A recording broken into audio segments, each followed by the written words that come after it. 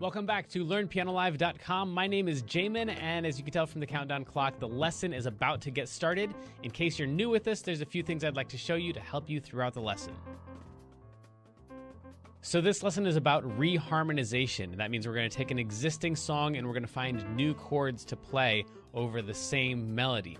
Now, that means that you're probably going to need to already know about chords and keys and probably intervals, and probably have already several songs that you can play well enough that they actually sound like the song. But even if you can't do that, you might pick up some interesting theory bits along the way. So feel free to join us. The goal, though, is not this song. It's not about the song that we're working on. It's really about taking the concepts you like, the reharmonizations, the substitutions that you like from this lesson, and then applying them to other songs that you already know how to play.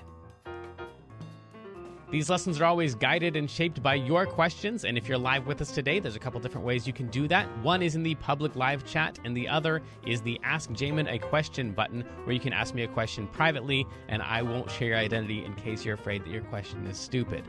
But it's not. If you're in the archives, though, then just open up the survey. At the end of that, there's a place where you can ask your question. I will say I frequently get questions from students in the archives watching a lesson from 6 months ago, and I have no idea what they're talking about. So please try to be as specific as possible. If you're watching this at LearnPianoLive.com, there should be a PDF and an MP3 button right next to this video. The PDF will often have additional video links inside, so you can get more in-depth instruction on each of the topics. And if you're the kind of person who likes to print out the PDF so you can make the same notes on your physical version as I'm making during the lesson, now would be the time to do that. The MP3 is just a play-along track so you can practice more after the lesson.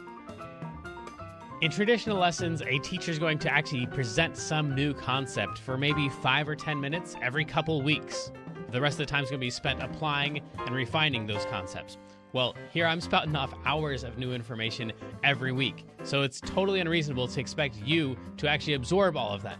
Instead, the goal of these live lessons is for you to find some little nugget of something that makes sense, but is a bit of a challenge, and for you to go practice it, because practice is where all the improvement's going to happen.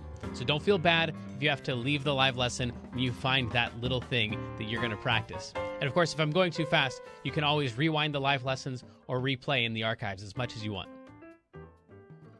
If these live lessons start feeling random or meandering, it's because they are, on purpose. So if you're the kind of person who wants classical training with a step-by-step method, then you're going to want to check out Kloppel Academy on the website. It's included in your live lesson subscription, so you can do both or either. And the upper levels are seriously hard work, but it's going to take you all the way from ground zero all the way up to being ready to enter any major music college as a piano major in classical or jazz. And thankfully, I think that's about all we need to cover before the lesson. So if you'd stick around afterwards and fill out the survey, I would love your feedback. But for now, let's have some fun and make some music.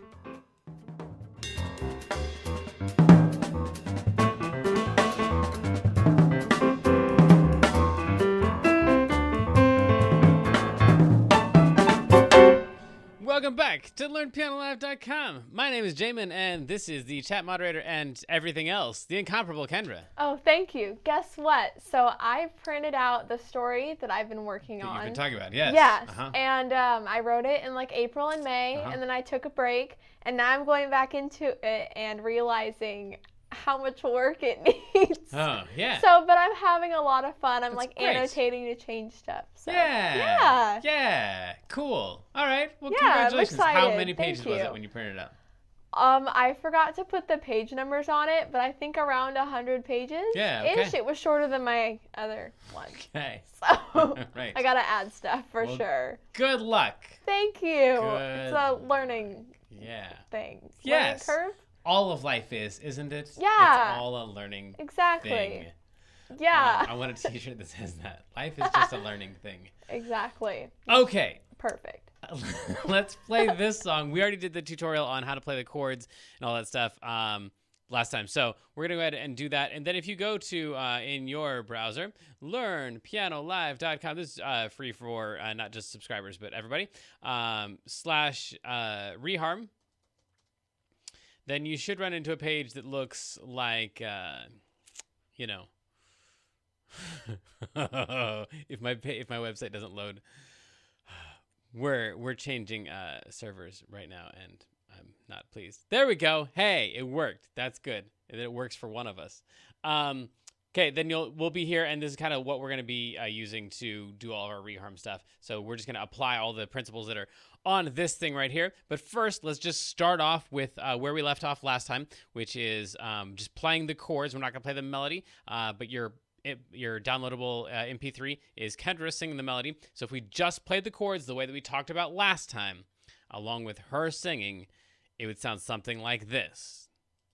You with the sad eyes, don't be discouraged, oh I realize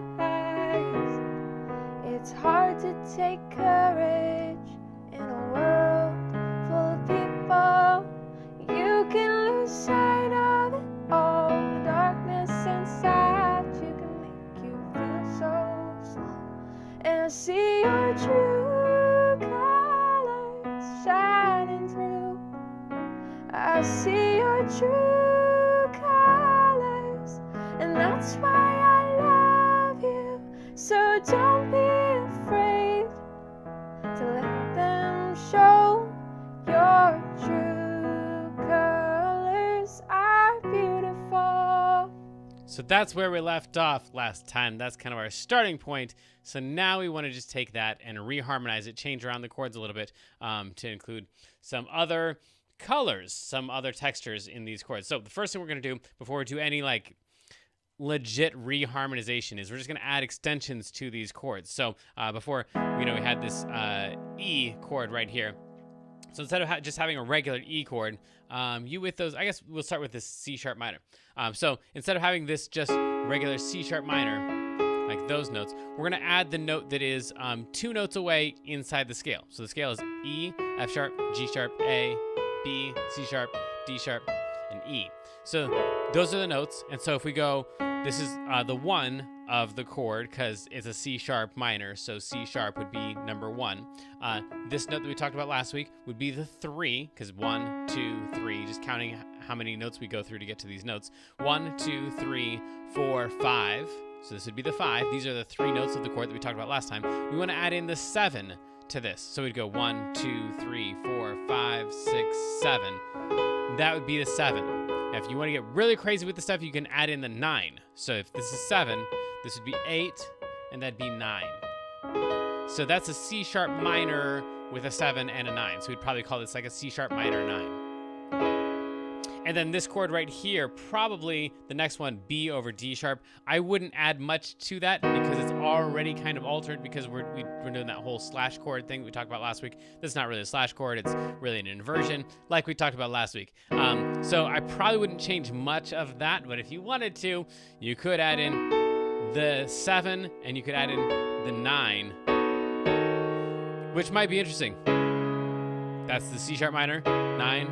And then the B 7 9 over D sharp. I don't think I'm a fan of that one at all. And then the E would be E. That's the 1, the 3, and the 5 that we talked about last week. And this would be the 7, and this would be the 9 right there. So you can have the options of adding in the 7s or the 9s, or in some cases you could also play with adding in the 6. And this, just doing this alone, is a huge step. Like if you're just getting used to, like if last week's song, playing the chords, was a challenge, then this is going to be nearly impossible. So don't try to do this on all of the chords. Just maybe take one chord, just like the C sharp minor, and just play the 7 on it, and play everything else just regular, straight up the way we were doing it last week. So don't try to do all of this at once, but I'm just showing you what some of your options would be.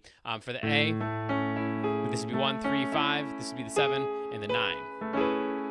I think that covers almost all the chords because it repeats a whole lot. So C sharp minor 7, C sharp minor 9, to the B 7 9 over D sharp, to the A major 9. I'm sorry, to the E major 9, to the A major 9, and then you can also add in the 6s here as well. So instead of going up to the, for example, on the E, if you instead of going 1, 2, 3, 5, 7, 9, you can go 1, 3, 5, 6. And just play like an E6 there instead, or an A6.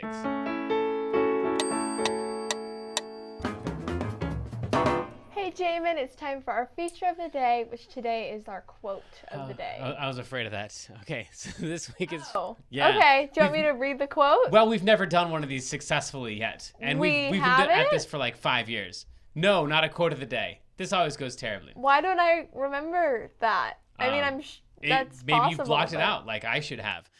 So this week is from Charlie Parker, who says, if you don't live it, it won't come out of your horn.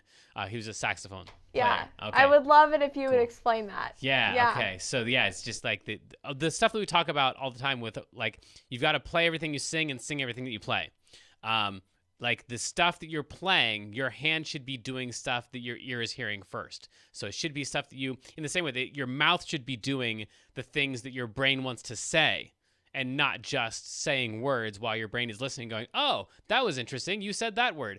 You should be in charge of that. And so it's the same thing here. It's a similar thing of like, if your hand is playing it, your ear shouldn't be surprised by what it's doing. It should be in your ear first. And his point is, it's got to be one step farther back from that. Your ear is going to hear the things. Your ear is going to, when I say your ear, obviously this is your imagination, the things that you're making up with your ear. But your ear is going to hear the things that you are living out. So all of your playing should come from what your life is. And so when you if you think of it like theater, like acting, then you can't just like get up there and like say your lines. Like you have to like actually be that person when you're on the stage. And same thing when you're playing, like these notes should come out of who you are. You don't have to be in that mood like in your real life, but while you're playing that should be what you are. So you live it and then hear it, and then it should come out of your hands.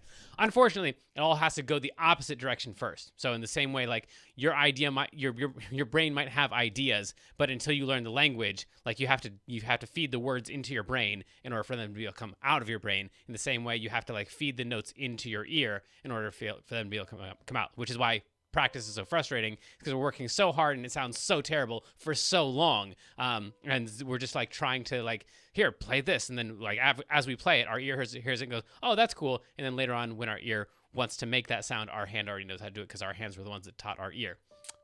That was a lot of words. That was a lot of words. It was good though. Charlie Parker said it better when he said, if you don't live it, it won't come out your horn. Right. True. We should get back to our 6s and 7s and 9s after this short break. So sadly, the lesson preview has come to an end, and it's time to say goodbye to everyone watching the free streams. Of course, paying subscribers at learnpianolive.com can continue watching this lesson and several hundred others like it in the archives. So come on over and check us out. And if you like what you saw, at least like and subscribe, and then tell your friends to head on over to learnpianolive.com to start enjoying this journey with us.